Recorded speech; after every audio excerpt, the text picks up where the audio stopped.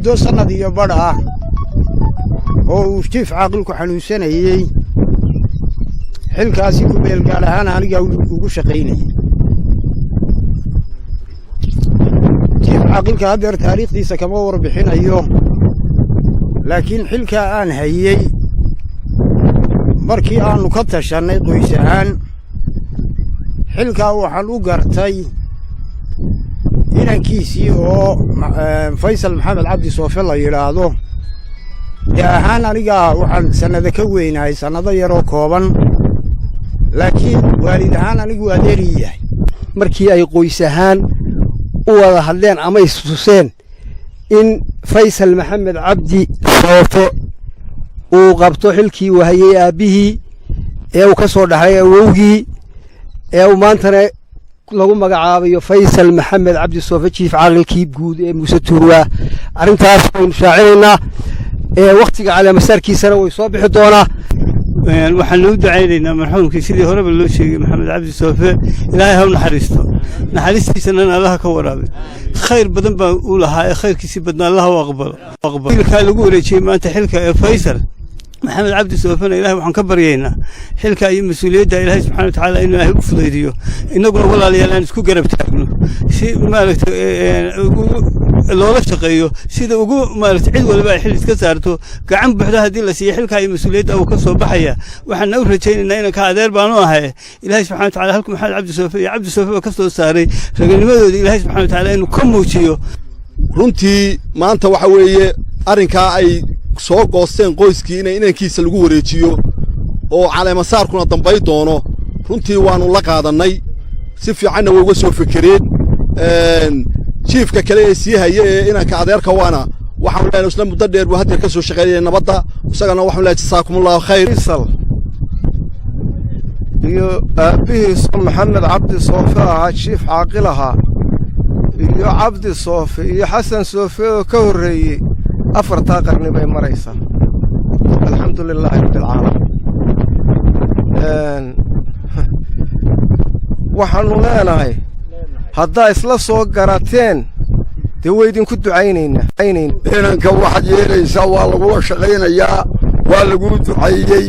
aabbaha waad ogeyd wuxuu ku sabri jiray waa ogeyd way dhaafeen wixii cid kaaga yimaada annagaa qabna waa shaacinayna shaacintaasi waxa weeye xilkaa in ninkaa lagu caleema saaro oo loo wada igmado oo dhammaan lagu wada taageero taana waynu isla qaadanay hadalkeedu wuu baxay annagoo cuqaashi ka hooseysay reerka aanu ogeysiino boqorada haddii allaba kuu rooyaa cuqaasha kale waayeelka kale dhalinyaro fagaarahan loogu soo baxay in loo sii alcaamiyo ayuunbay ku saabsan tahay arrinta tani iyagu isla garteen kan isagana waa ugu ducaynaynaa inanka Faysal Maxamed Cabdi Soofe haddaa alcaamiseen oo shaaciseen waa idinka ajiibni mar labaadka qudbi bay naga baxay dul badan talaqabeena samir badan haddii alla idmaayo soo joogsi badan haddii alla idmay lagu soo hirso ayaa inaga baxay ilaahay waxaynu ka baryaynaa inuu godka u nuuro naxariistii jannana ka waraabiyo inanka abti waa ku ducaynaynaa ilaahay waxaanu ka baryaynaa inuu kugu taageero garabkaaga ku galo aad ku shaacdo caleemasaarkaa maanta lagugu ballan qaaday iyo shaacinta reerka iyo inta kaleba dee annaba de cuqaal baanu nahay cuqaashu dee ma kala maaragtee dee in lala shaqeeyo sidaan ah laysku ogaado lagu farxo oo aad iyo aad lagaga dambayn doono waxaanu leenahay ha lagaga daydo dadka isku qabsada saldanada iyo cuqaasha iyo haddii bakuuro yahay sidaasoo kale reerkaas maanta yeelay waa arrin lagu dayan karo waana arrin sharaf leh waana arrin dhaqan waxa bariyahan soo baxay in dee wax la isdaba jiido oo haddii bakuuro yahay arrinku xumaado oo tolku isnaco marka Faysal iyo maxay labadaas